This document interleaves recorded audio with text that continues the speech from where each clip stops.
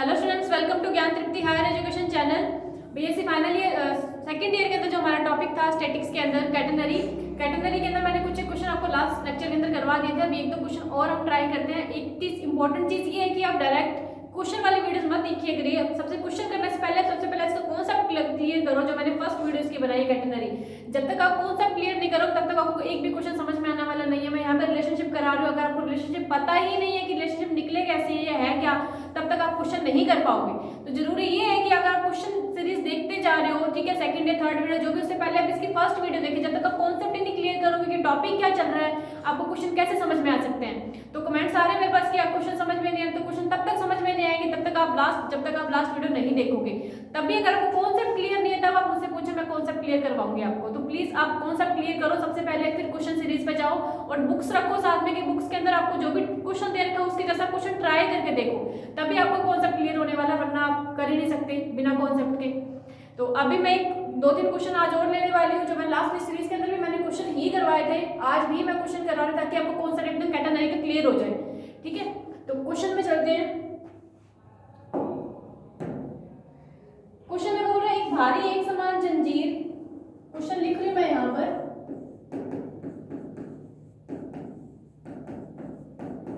भारी एक समान जंजीर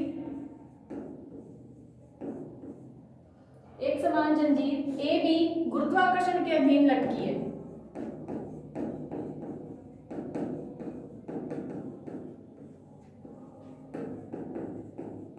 गुरुत्वाकर्षण के अधीन लटकी है, जिसका एक सिरा ए पर स्थिर है, जिसका एक सिरा ए पर स्थिर है तथा दूसरा सिरा बी एक हल्की डोरी BC द्वारा बंधा है। यानी पॉइंट बी के ऊपर एक डोरी बंधी हुई है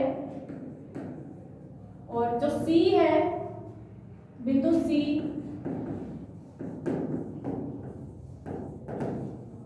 बिंदु A के समान स्तर पर है। जहां पर A पॉइंट है उसी के समान स्तर में पॉइंट C पड़ा हुआ है, समान स्तर पर है।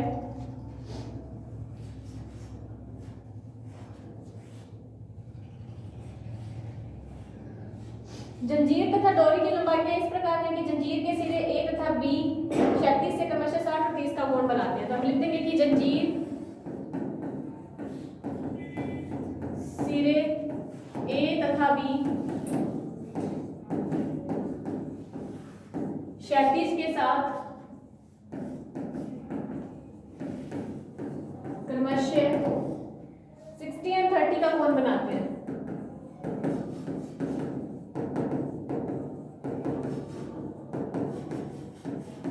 तो हमें प्रूव क्या करना है?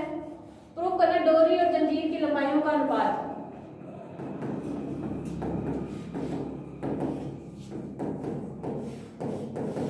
जंजीर की लंबाई का जो अनुपात है, रेशियो है, वो कितना होगा? √3 - 1/1।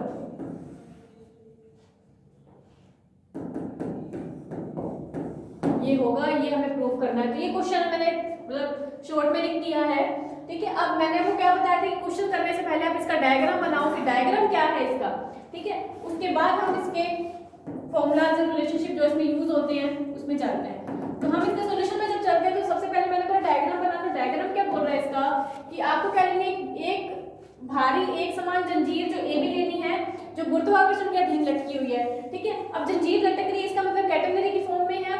ठीक है, तो हम क्या करेंगे, कैटेनरी ड्रॉ करेंगे और कैटेनरी हमेशा एक्शन वाई अक्ष के बीच में ड्रॉ करनी होती है, हम जानते हैं। तो हम कैटेनरी का एक सिरा तो ले लिया ये ए और दूसरा सिरा है यहाँ पे बी। ठीक है, और वो बोल रहे हैं कि जो ए सिरा तो ठीक है, फिक्स है, दूसरे पॉइंट बी के ऊपर ना वो बोल रहे हैं कि एक डोरी बंधी हुई है। ठीक है, तो हमने क्या कर दिया, यहाँ से एक डोरी बांध दी और डोरी का एक सिरा तो बी पर है और जो दूसरा सिरा है वो पॉइंट सी के ऊपर है। और जो सी कहाँ पर है, सी जो है वो ए के समान स्तर पर है, ए का समान स्तर यहाँ है, तो हमारे पास ये मान लो सी है कोई, और यहाँ से जो डोरी है ऑब्वियसली बात है डोरी तो कैटेनरी फॉर्म ले नहीं सकती ना, तो डोरी तो बिल्कुल स्ट्रेट बंधेगी। ये जंजीर लटक रही है यहाँ पर, इससे डोरी बंधी तो डोरी तो स्ट्रेट बंधेगी ना फिक्स पॉइंट से। तो ये हमारी क्या है, बीसी एक डोरी है, ए से लेकर बी तक हमारी कैटेनरी है, ठीक है, ये काम खत्म। अब वो बोल रहे हैं कि जंजीर के सिरे ए तथा बी क्षैतिज के साथ क्रमशः 60 और 30 कोण बनाते हैं। वो बोला जंजीर का सिरा जो ए है वो क्षैतिज मतलब क्या मतलब क्षैतिज के साथ 60 और 30 का कोण बनाते हैं। अगर ए 60 का बना रहा है तो ऑब्वियस सी बात है सी भी 60 का बनाएगा। मान लो यहाँ पे ए पॉइंट है, अगर ये 60 का बना रहा है तो ये जो ए वाला सी पॉइंट है वो भी 60 का ही बनाएगा, तो ये भी कितना हो जाएगा 60। और अब बी पॉइंट की अगर अपनी बात करते हैं, ठीक है, बी पॉइंट की अगर अपनी बात करते हैं तो बी के ऊपर जो स्पर्शरेखा बनेगी वो इस तरीके से बनेगी, ठीक है। तो यो बोल रहे ये वाला जो एंगल है वो कितना है 30 है। ये हमें क्वेश्चन में गिवन है कि जो ए और बी सिरे हैं वो क्षैतिज के साथ 60 और 30 का कोण बनाते हैं। तो अगर ए 60 बना रहा तो ऑब्वियसली बात है सी भी 60 बनाएगा और बी तो है 30, ठीक है, ये बन गया। अब उसने बोला है कि डोरी व जंजीर की लंबाइयों का अनुपात बताइए। वो बोले डोरी की लंबाई BC और जंजीर की लंबाई AB, इनका अनुपात क्या होना चाहिए, वो होना चाहिए। तो हमें क्या प्रूव करना है, टू प्रूव कि डोरी की लंबाई यानी BC और जंजीर की लंबाई, जंजीर हमारी A से B तक है, इसकी वो अनुपात कितना होना चाहिए, √3 - 1/1 इतना होना चाहिए। अब हम इसके अंदर जो काम क्या कर रहे हैं वो देखिए। हमें पता है यहाँ पर जो AB है वो AB क्या है, गिवन क्या है, जो AB है एक जंजीर है, ठीक है, BC क्या है, एक डोरी है। अब डोरी है तो ऑब्वियस सी बात है डोरी के अंदर कुछ ना कुछ तनाव भी तो होगा, ठीक है, तो वो तनाव हमने देख लेंगे।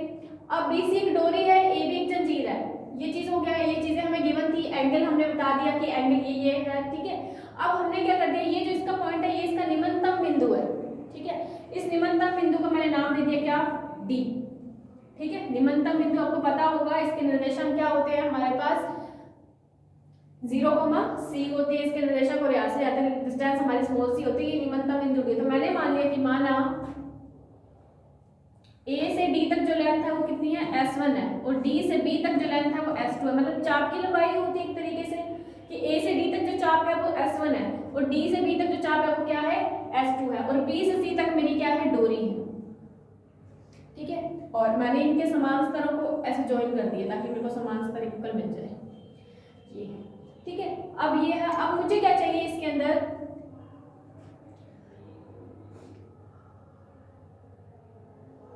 मैंने निर्देशांक मान लिए इनके, मान लिए x1 के, इसके अगर a के निर्देशांक मान लिए x1 y1 है, ठीक है, और b के मान लिए क्या है, इसके मान लिए इसके x2 y2, ये मैंने निर्देशांक मान लिए इनके, ठीक है। तो यहां से एक चीज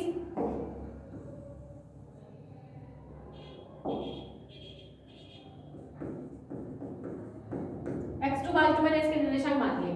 तो अब यहां से ऑब्वियस सी बात है अगर x1 y1 इसके तो इसके भी मैं मान लो x1 y1 कोई फर्क नहीं पड़ने वाला, ठीक है। तो मैंने क्या करा, इसको इससे नीचे ज्वाइन करा इस तरीके से, ये लेंथ आई, ये लेंथ कितनी है मेरे पास, फिर ये लेंथ y1 है, और यहां से लेकर यहां तक ये लेंथ कितनी है B पॉइंट की, ये कितनी है, y2 है। क्लियर कि मैंने निर्देशांक माने हैं कि माना A के निर्देशांक x1 y1 है और B के कितने हैं, x2 y2। तो अगर एक x1 y1 है तो इसके भी समान स्तर पे है तो उसके भी x1 y1 ले सकते हैं। तो यहाँ से लेकर यहाँ तक ये डिस्टेंस y1 होती है और यहाँ से लेकर यहाँ तक डिस्टेंस x1 होती है, पर हमें काम y1 में करना है, वो बता रही हूँ करना है। और b की यहाँ से लेकर यहाँ तक डिस्टेंस ये कितनी होगी, y2 होगी, ये मैंने लिख दिया, ठीक है। तो अब हम देखते हैं आगे कि हमें फाइंड क्या करना है, हमें निकालनी है जंजीर की लंबाई, BC क्या है, डोरी की लंबाई, और AB क्या है, जंजीर की लंबाई। तो हमें दोनों काम करने हैं, तो हम लिख देंगे जंजीर की लंबाई, दोनों की लंबाइयां निकालेंगे, डोरी की लंबाई और जंजीर की लंबाई, दोनों को भाग दे देंगे, फिर देखेंगे कि क्या वो आ रहा है नहीं आ रहा। तो हम सबसे पहले निकालते हैं जंजीर की लंबाई, तो यहाँ पे लिख देंगे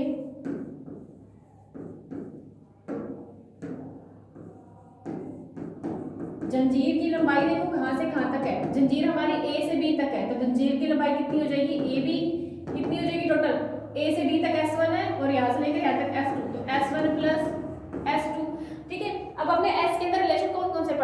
एस के अंदर रिलेशन पढ़ा हुआ है हमने सी टेन साई, ठीक है। और तो वो कौन सी इक्वेशन होती है, वो हमारी इंट्रिंसिक इक्वेशन होती है, नैच समीकरण होती है। तो हम लिखते हैं पॉइंट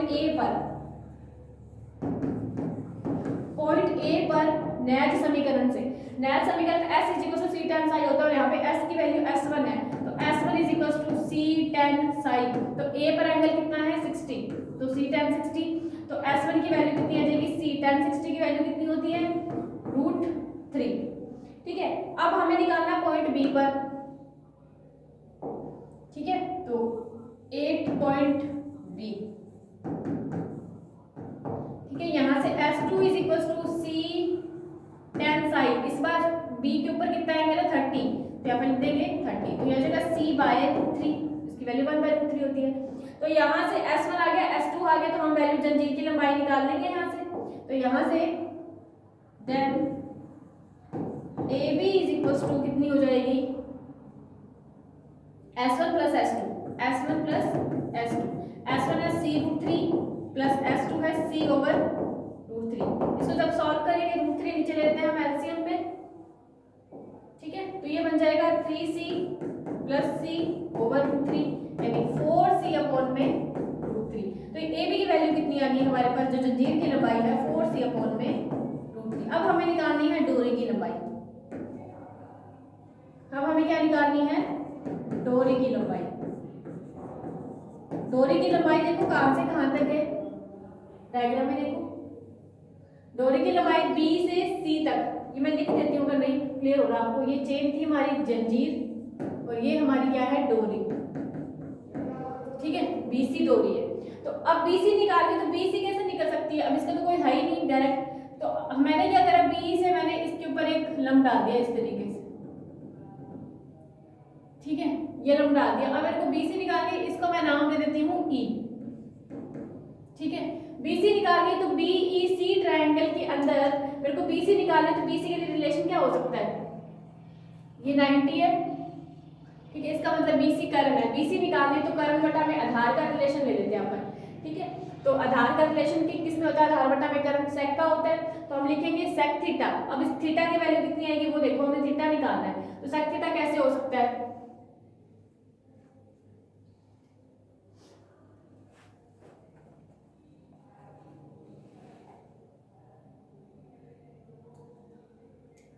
अब एक चीज देखो, मुझे थीटा निकालना है। अब यहाँ से काम करने को बोला कि अगर ये 60 है हमारे पास, ठीक है, ये वाला एंगल 60 या 30 के हिसाब से देख लेते हैं अपन, इसको ज्वाइन करो,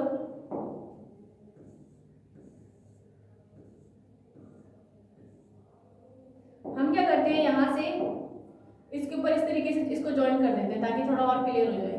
अब देखो ये वाला एंगल अगर 30 है, ठीक है, ये वाला एंगल अगर 30 है, तो ये क्षैतिज के साथ एंगल 30 बनाना, तो ऑब्वियस सी बात है ये भी 30 होगा, ठीक है।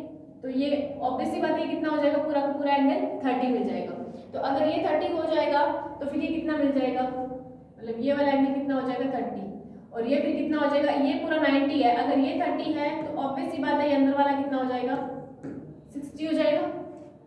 साफ साफ दिखाई दे रहा है, ये वाली जो रेखा है, ये वाली रेखा जो है ये क्षैतिज के साथ 30 बना रही है, तो ऑब्वियस सी बात है ये भी 30 बनाएगी, और टोटल 90 है तो ये वाला एंगल भी कितना हो जाएगा 60। तो 60 अगर ये 30 है तो अंदर वाला 60 होगा ना, तो ये वाला एंगल 60 है, 60 के हिसाब से मेरे को चाहिए क्या निकल, डोरी की लंबाई चाहिए, बीसी चाहिए। तो बीसी के लिए हम रिलेशन किसका ले सकते हैं, ठीक है, कर्ण, ये कर्ण बनता है तो कर्ण बटा में आधार का ले सकते हैं। तो आधार क्या बनता है हमारे पास, ये कर्ण है, ये लंब है, आधार क्या हो जाएगा हमारे पास बीई, तो बीई अपॉन में बीसी करेंगे, सेक 60 बराबर बीई अपॉन में बीसी। डोरी की लंबाई क्या है,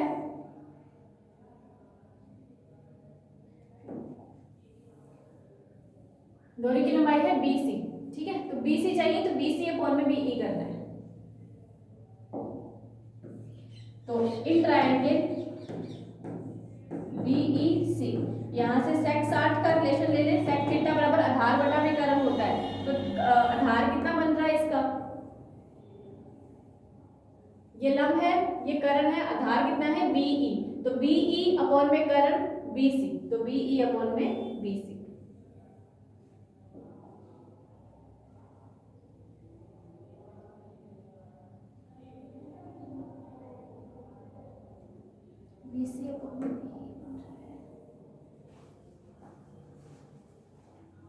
ठीक है, करंट बटा में ध्यान करना है, तो बी सी अपॉन में बी ई हो जाएगा।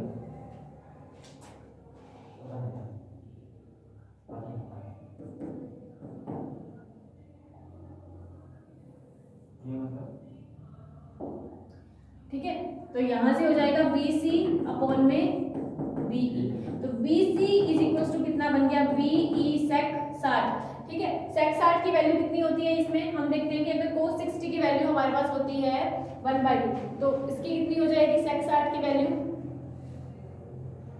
2 हो जाएगी। ठीक है, तो एक मिनट इसको एज इट लिखते हैं, हम सेक 60 ही रखते हैं। अब हमें चाहिए बी ई, तो बी ई के लिए दोबारा से इस डायग्राम में चलते हैं। बी ई कहां से कहां तक लेंथ है, बी ई यहां से लेकर यहां तक, यानी हमें यहां से यहां तक की लेंथ चाहिए, मतलब यहां से यहां तक की लेंथ चाहिए। तो इतनी सी लेंथ के लिए अगर टोटल यहां से लेकर टोटल y1 है, इसमें से अगर मैं इतनी सी y2 लेंथ माइनस कर दूं, टोटल y1 में से अगर y2 माइनस कर दें तो इतनी सी लेंथ बच जाएगी, और ये लेंथ किसके बराबर है, BE के बराबर है। तो BE के लिए हम क्या करें, टोटल y1 में से y2 माइनस कर देते हैं। ठीक है, तो हम यहाँ पे लिखेंगे 4BE, इसको देते हैं क्वेश्चन नंबर फर्स्ट। ठीक है, तो नाउ BE के लिए क्या करते हैं, हम y1 में से y2 माइनस करते हैं। अब हमें y1 y2 चाहिए। अब y के अंदर रिलेशन देखो क्या होता है, जो s के अंदर रिलेशन आपको पता है नैश समीकरण होती है। ठीक है, अब y के अंदर भी तो रिलेशन होता है, तो y के अंदर रिलेशन क्या होता है, y c tan psi। ठीक है, इसके अंदर रिलेशन होता है y c sec psi, sorry s c tan psi होता है और y c sec psi होता है। तो हम सबसे पहले y1 करते हैं, तो नाउ y1 किस पे होगा, पॉइंट ए पे, तो यहाँ पे लिख देंगे 8.8। ठीक है, पॉइंट ए के ऊपर y1 c sec psi, और a पे कितना था एंगल 60, तो c sec 60 इसका मतलब कितना आ जाएगा, ये y1 2c। अब नाउ 8 पॉइंट b, तो y2 कितना हो जाएगा, c sec 30। ठीक है, c sec 30 हो जाएगा। sec 30 यानी cos 30 की वैल्यू देख लो कितनी बनती है, cos 30 की वैल्यू होती है हमारे पास √3/2, इसकी हो जाएगी 2/√3, तो 2c अपॉन में √3। अब ये दोनों के दोनों वैल्यू अपनी किसमें पुट कर देंगे,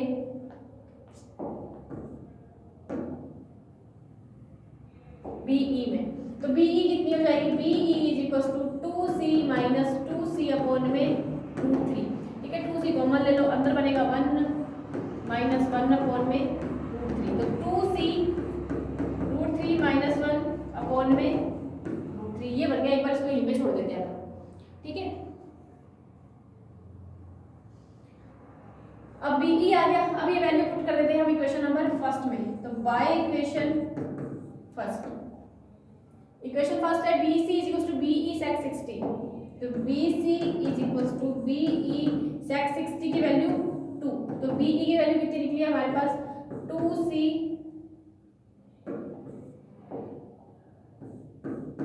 √3 माइनस 1 अपॉन में √3 डॉट 2।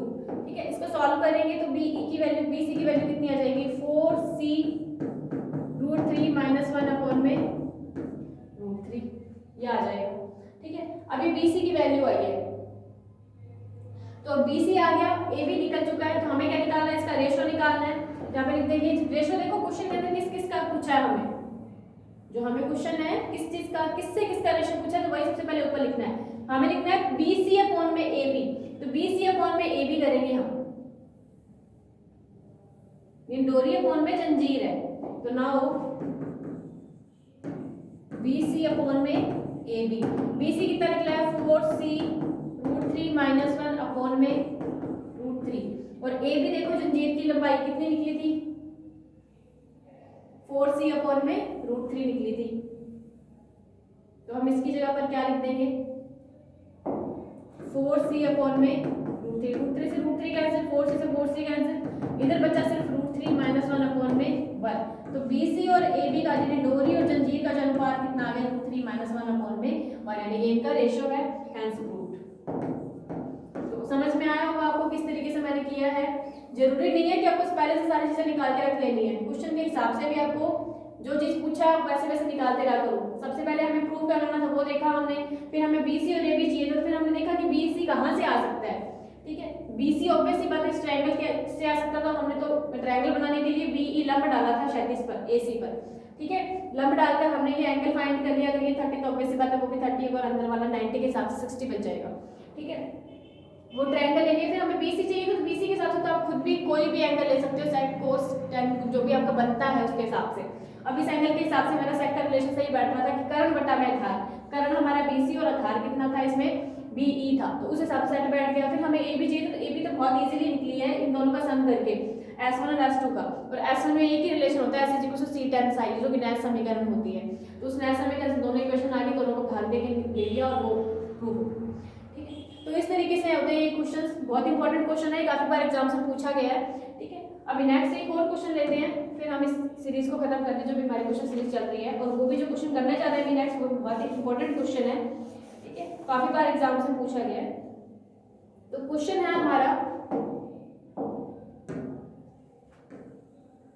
क्वेश्चन उसने बोला है कि एक W भार की एक समान रस्सी, कैपिटल W भार की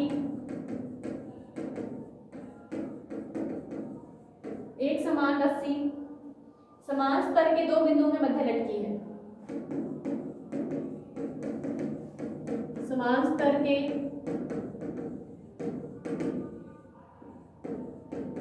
दो बिंदुओं के मध्य लटकी है,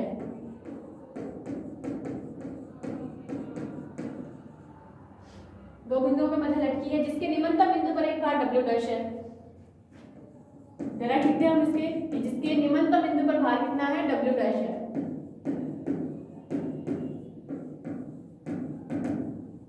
निम्नतम बिंदु पर भार W डैश है, चाहे निम्न बिंदु पर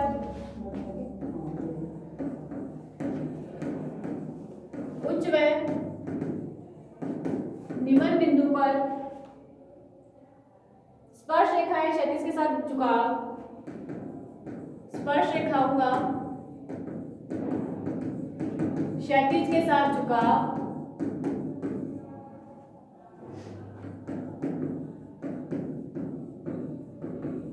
अल्फा व बीटा है, यह हमें गिवन है। तो प्रूव क्या करना है, बहुत ही इंपॉर्टेंट क्वेश्चन है ये भी। प्रूव करना है tan अल्फा अपॉन में tan beta is equals to 1 plus W upon में W डैश। बहुत इंपॉर्टेंट क्वेश्चन है, यही लिखा हुआ आता है कि same as this tan alpha upon में tan beta this proof and 1 plus W upon में W सबको प्रूफ करना है। तो सबसे पहले वही काम, हम इसका डायग्राम बनाते हैं, ठीक है। तो डायग्राम में सबसे पहले उसने बोला कि W भार की एक समान रस्सी, यानी एक रस्सी है जिसका टोटल वेट कितना है W है, कैपिटल W है, और वो दो बिंदुओं के मध्य लटकी हुई है, और वो दोनों बिंदु समान स्तर पर है। तो हमें रस्सी लटकी हुई है, इसका मतलब कैटेनरी की फॉर्म में, और कैटेनरी आपको पता है इस तरीके से बनती है, ठीक है। तो हमें क्या करना है, उसको लटका लेना है समान स्तर के दो बिंदुओं के बीच। ये A पॉइंट है मान लो, और ये हमारा दूसरा पॉइंट है B,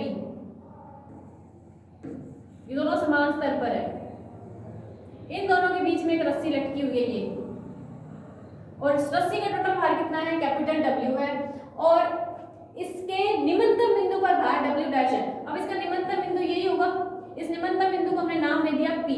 अब इसके ऊपर जो बोल रहा है भार लटका हुआ कितना W dash, capital W dash, तो हमने इस पे भार लटका दिया कितना W डैश।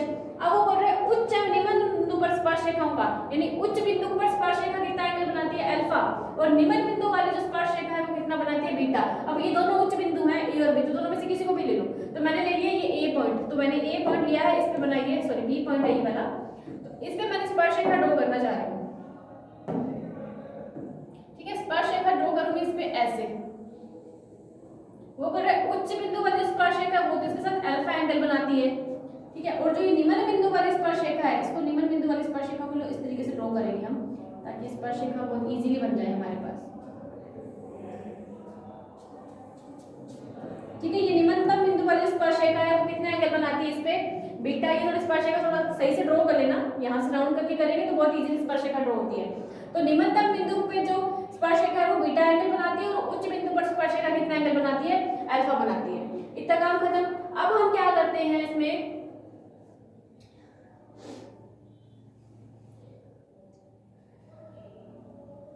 हम इसके अंदर क्या करते हैं, डोरी की लंबाई मान लेते हैं। यहाँ पे लिखते हैं माना डोरी की लंबाई है हमारे पास 12। माना डोरी की टोटल लंबाई कितनी है 12। तो अगर टोटल लंबाई 12 है तो इसका मतलब ये भी L हो जाएगी। ठीक है, अब हम यहाँ से एक काम करते हैं, हम क्या करते हैं, इस पॉइंट P को थोड़ा आगे बढ़ाते हैं जिससे कैटेनरी की फॉर्म बन जाए। हमने P पॉइंट को थोड़ा इस तरीके से आगे बढ़ाया है ये। ठीक है, इस पॉइंट को थोड़ा आगे बढ़ाया तो इसको हमने नाम दे दिया क्या, C। ठीक है, अब यहाँ पे लिखेंगे कि P बिंदु, निम्नतम बिंदु P को, निम्नतम बिंदु P को कैटेनरी के रूप में आगे बढ़ाते हैं जिससे C जो है, ये जो C है ये निम्नतम बिंदु बन जाए। इस तरीके से आगे बढ़ाना है आपको, C निम्नतम बिंदु हो जाए। तो आपको सबसे पहले P निम्नतम बिंदु था, अब वो P को थोड़ा कैटेनरी की फॉर्म में, राउंड फॉर्म में ही आगे बढ़ाना है ताकि C पॉइंट मिले। और वो C पॉइंट आपका क्या होना चाहिए, C इस बार क्या होना चाहिए, निम्नतम बिंदु होना चाहिए। अगर C निम्नतम बिंदु होना चाहिए तो हमने मान लिया कि यहाँ से लेकर P की डिस्टेंस कितनी है, ऐसा पे लिखते हैं, माना CP क्या है, S है हमारे पास, ये हमने डिस्टेंस मान ली है। ठीक है, तो अब CPS मान लिया। अब हम ये मानते हैं कि माना ये जो हमें दे रखी है रस्सी, ठीक है, तो हम लिख देंगे माना रस्सी का प्रति इकाई जो भार है वो स्मॉल w है। रस्सी का प्रति इकाई भार स्मॉल w है, तो कुल भार इसका कितना हो जाएगा, कुल भार हमें कैपिटल W दे रखा है, तो हम लिख देंगे हम, तो टोटल वेट या टोटल भार इसका कितना है, कैपिटल W कितना हो जाएगा, प्रति इकाई लंबाई गुणा प्रति इकाई भार। लंबाई कितनी है टोटल 12 है और भार कितना है W, तो कैपिटल W कितना आ जाएगा हमारे पास, 12W आ जाएगा। ठीक है, अब नेक्स्ट हम यहाँ पे रिलेशन लिखते हैं कि वी नो दैट, रिलेशन लेते हैं, हमें पता है कि क्या होता है कि T sin beta is equal to W sin WS होता है। ये रिलेशन मैं आपको पहले फर्स्ट लेक्चर के अंदर करवा चुकी हूँ कि ये रिलेशन हमने पढ़ा हुआ T sin beta is equal to WS। दोनों तरफ मैं क्या कर देती हूँ, 2 से मल्टीप्लाई कर देती हूँ। ठीक है, और ये 2WS है, ये कैपिटल W वेट के बराबर है क्योंकि ये साम्यावस्था में है। Capital W is equal to T sin beta upon 2WS, तो रिलेशन मिल गया capital W is equal to 2WS। ठीक है, तो अब हम यहाँ से करते हैं स्मॉल w की वैल्यू निकालते हैं। ठीक है, तब लिखते हैं बाय इक्वेशन फर्स्ट। ठीक है, सॉरी यहाँ पे w डैश आएगा क्योंकि हम बात किसकी कर रहे हैं, P पॉइंट पे बात कर रहे हैं ना, इस निम्नतम बिंदु पर बात कर रहे हैं, तो निम्नतम बिंदु पर बात कर रहे हैं, वेट कितना लग रहा है w डैश, जो किसी से साम्यावस्था में है, तो यहाँ पे w डैश आएगा। ठीक है, इक्वेशन नंबर फर्स्ट से करते तो यहाँ से हम क्या कर देते हैं, 2w की वैल्यू निकालते हैं। 2w की वैल्यू कितनी है कि कैपिटल W अपॉन में L, तो हम लिख देंगे कैपिटल W अपॉन में L डॉट S। यहाँ से हम निकालते हैं S की वैल्यू, तो S की वैल्यू कितनी आ जाएगी, L W डैश अपॉन में W, ये S की वैल्यू आ गई। ठीक है, अब हम क्या करते हैं, पॉइंट्स पे चलते हैं कि point A and point B पे। ठीक है, तो सबसे पहले निकालते हैं 8 पॉइंट A। पॉइंट A पर देखो चाप की लंबाई कितनी है, इस पॉइंट A पे जा रहे हैं, तो इस चाप की लंबाई हमने मान ली है S। ठीक है, ठीक है, A पॉइंट के लिए हमने कितनी निकाली है S, तो S की बात करते हैं तो S is equal to, relation क्या होता है नेस समीकरण का, S is equal to C tan alpha, S is equal to C tan alpha. अब A पॉइंट के लिए करें तो A ने कितना एंगल बना रखा है यहाँ पे, ठीक है, ध्यान से देखते हैं, इधर सिर्फ S की बात हो रही है, सिर्फ S की बात हो रही है, तो उसने एंगल कितना बना रखा है बीटा, क्योंकि निम्नतम बिंदु को बढ़ाया ना, यहाँ पर निम्नतम बिंदु को बढ़ाया तो यहाँ पे एंगल बीटा लेंगे हम, तो S is equal to C tan beta. Now 8 point P, जब 8 पॉइंट P करेंगे हम, इधर ये जो निकाला हमने ये पॉइंट P पे निकाला है, और ये जो करेंगे ये करेंगे हम पॉइंट A पर। जब पॉइंट A पे करेंगे तो पॉइंट A के लिए टोटल डिस्टेंस देख लो कितनी बन रही है, पॉइंट P पर तो सिर्फ ये डिस्टेंस थी S और ये एंगल कितना था बीटा, तो ये तो इस ट्रायंगल के अंदर बात खत्म P की, कि पॉइंट P पे चाप की लंबाई S थी, एंगल बीटा था। अब A की बात कर रहे हैं हम, ठीक है, तो A के लिए A के समान स्तर पे ही B है, चाहे B पे बात कर लो, तो टोटल कितनी हो जाएगी S प्लस एल, तो टोटल कितनी हो गई चाप की लंबाई एस प्लस एल, और एंगल कितना है ए के हिसाब से अल्फा, तो हम यहाँ पे क्या लिखेंगे अल्फा। ठीक है, तो आप लिख देंगे एस या पॉइंट ए नहीं, यहाँ पे पॉइंट बी ही ले लो, आपको इजीली समझ में आ जाएगा। तो s plus l is equal to c tan l, आपको दिक्कत नहीं है क्योंकि मैंने पॉइंट बी ले लिया। वैसे तो ए भी ले सकते हैं क्योंकि कोई फर्क थोड़ी पड़ेगा, ए और बी समान स्तर पे, तो जितना जो काम इसके अंदर हो रहा है वही काम बी के अंदर भी तो हो रहा है। तो पर फिर भी अगर आपको नहीं समझ में आ रहा तो आप ए के समान स्तर के लिए बी पॉइंट्स डायरेक्ट ही बी पॉइंट लिख लो, एक हम पी पे निकाल रहे हैं एक बी पे निकाल रहे हैं। ए पी पे निकाला हो तो इजीली निकल गया कि एस चाप की लंबाई है एंड बीटा उसका एंगल है। फिर हम बी पॉइंट पे निकालते हैं तो बी पे टोटल चाप की लंबाई S plus L, in total ये, और एंगल बी पे कितना बन रहा है अल्फा, तो इस हिसाब से हमने यहाँ पे एंगल अल्फा ले रखा है। ठीक है, अब इसको लेते हैं हम equation number second and equation number third. Second में से थर्ड क्या कर देते हैं हम माइनस कर देते हैं, तो हम लिख देंगे equation number third minus equation second. Minus करेंगे तो हमारे पास बचेगा सिर्फ यहाँ पर एल और C ten alpha minus ten beta बचेगा। हमें चाहिए वैल्यू किसकी सी की, तो सी की वैल्यू हमारे पास कैसे आ सकती है, हम क्या कर देते हैं इक्वेशन नंबर सेकंड में एस की जगह पर ये वैल्यू पुट कर दें, तो आप लिख देंगे बाय इक्वेशन सेकंड, इसको तो इक्वेशन नंबर 4। तो इक्वेशन नंबर सेकंड से हम क्या कर देते हैं सी की वैल्यू कितनी आ जाएगी एस अपॉन में tan बीटा, ये आप डायरेक्ट कर देते हैं, एस की जगह पर वैल्यू पुट करते हैं। एस की वैल्यू कितनी है एल डब्ल्यू डैश अपॉन में डब्ल्यू, तो इसमें एस की वैल्यू पुट करते हैं एल डब्ल्यू डैश अपॉन में W is equal to C dot tan beta. यहाँ से सी की वैल्यू कितनी आ जाएगी एल डब्ल्यू डैश अपॉन में कैपिटल डब्ल्यू tan बीटा। ये सी की वैल्यू उठाकर हम रख देते हैं इक्वेशन नंबर 4 में, तो बाय इक्वेशन 4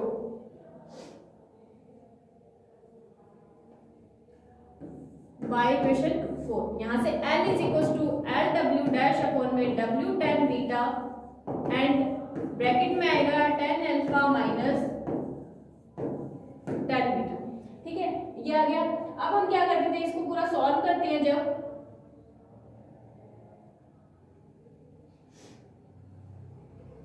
ठीक है जब इसको सॉल्व करेंगे तो L से L तो कैंसिल, और हम क्या करते हैं tan बीटा को उठा के इधर ले आते हैं, ये W ऊपर में W डैश के अंदर, तो ये W ऊपर चला जाएगा, नीचे आ जाएगा W डैश, इधर बचेगा हमारे पास tan alpha minus tan beta upon में tan बीटा, ये बचेगा। अब हमें देखो प्रूफ क्या करना है, प्रूफ करने के हिसाब से इसको जब अलग अलग करते हैं तो ये बनेगा tan अल्फा अपॉन में tan बीटा एंड माइनस का tan बीटा अपॉन में tan बीटा मतलब 1।